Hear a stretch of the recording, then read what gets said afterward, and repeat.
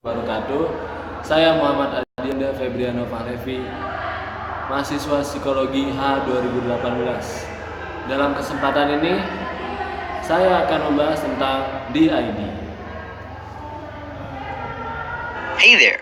Welcome to Life Noggin. The human brain is an incredibly complex organ. It makes you who you are. But sometimes, according to psychologists, your brain can take that sense of self, your personality, into pieces, making you seem like you're more than one person. This is called dissociative identity disorder. It used to be called multiple personality disorder, but not anymore. 2 out of every 100 people experience a feeling of having more than one personality, at least once in their lives. Usually, it's not serious. Very few people show up into a psychologist's office because multiple personalities, called alters, are causing problems. To get this disorder, you'd have to have 2 or more identities that can take control of your behavior, and they have to have different memories and feelings of self. There are Ngomongin DID ya.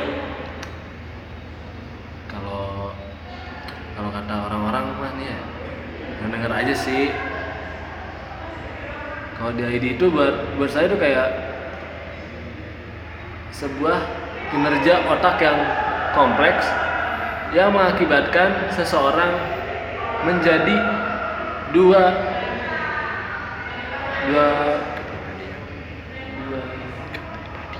kepribadian, yang mana pada umumnya manusia itu hanya memiliki satu kepribadian, tetapi dalam kasus ini manusia menjadi 2 kepribadian. Tetapi kadang-kadang menurut psikolog, otak Anda dapat mengambil dari diri Anda sendiri, kepribadian Anda menjadi berkeping-keping, menjadi campur aja gitu, lebih dari satu. Nah,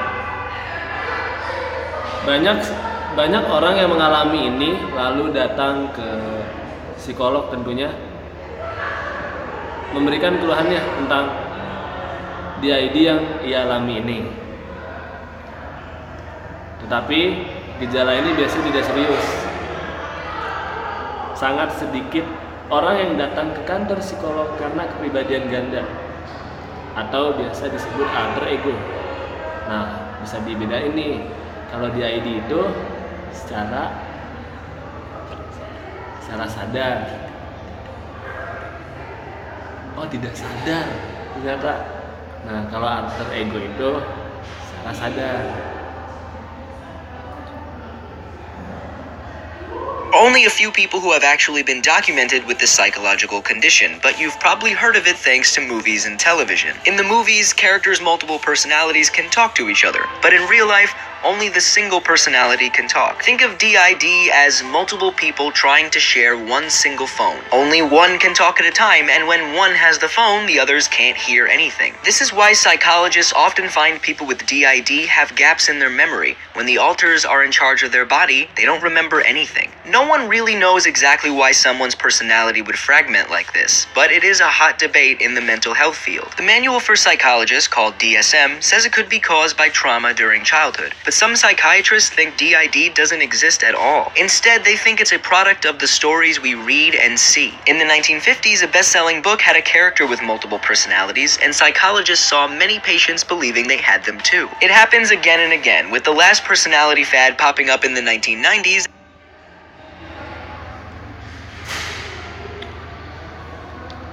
Ngomongin soal faktor penyebabnya, ya, penyebab utama DID muncul dan berkepanjangan ketika anak memiliki pengalaman trauma di masa kecil. Ya, kalau bisa dibilang kayak trauma itu ya mempunyai efek yang serius gitu, karena itu bisa menjadi sebuah ingatan yang pasti bisa nggak diingat, tapi itu pasti nggak bekas di dalam pikiran seseorang. Trauma ini terkait dengan emosi, fisik, kekerasan seksual, dan penolakan dari orang tua. Seseorang tersebut membentuk identitas atau kepribadian lain untuk memutuskan dengan kepribadian sebelumnya. Jadi dia membentuk 2 kepribadian atas dasar-dasar yang saya beritahu tadi.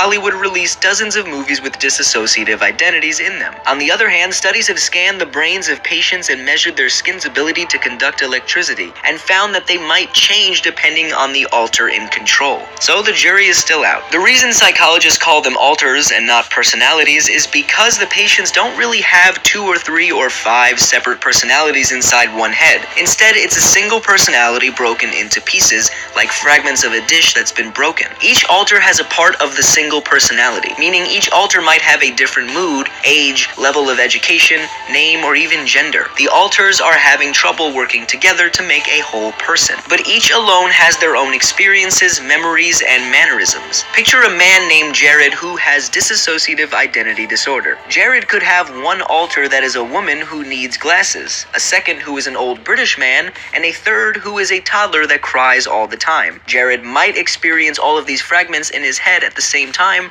or not. He could hear their voices, or not. He might even have amnesia if one of the alters took over. Unfortunately for patients with DID, just like a broken bowl, there's always one big piece. The biggest personality, the main person, would probably feel very depressed and sad, would have memory loss from when the fragments took over, and could carry a lot of guilt and stress because of it. In the end, psychologists will keep an eye out for patients who have more than one personality. One woman claimed to have 162.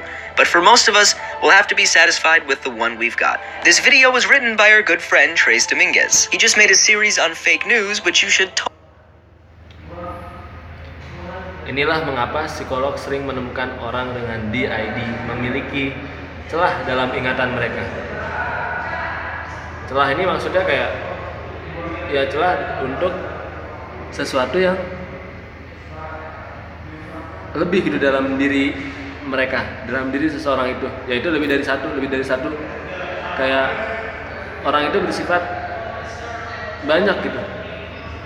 Nah, ketika perubahan adalah kesempatan tubuh, mereka tidak mengingat apapun. Tidak ada yang tahu persis mengapa kepribadian seseorang akan terpecah-pecah seperti ini.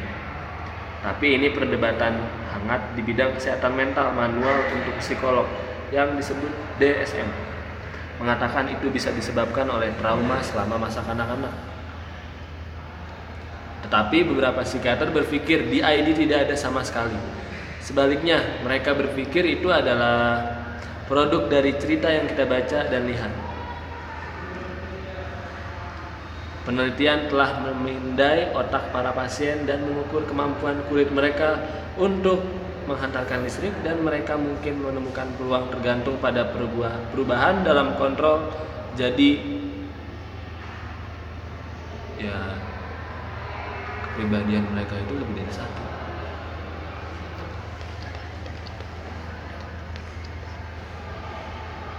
Ya itu aja sih dari penjelasan dari saya. Maklumin ya, emang mendadak masuk deadline jam 5. Jadi ya kayak gini, apa adanya aja, yang penting dapat nilai berapapun itu. Terima kasih, selamat menyaksikan. Really check out. In the 14th century, the Catholic Church used to take documents that they had made to lay claim to land throughout Europe. The document itself was actually fake. The church had faked it in order to get the land, which is one of the earliest examples of fake news. As always, my name is Blacko. This has been Life Noggin. Don't forget to keep on thinking.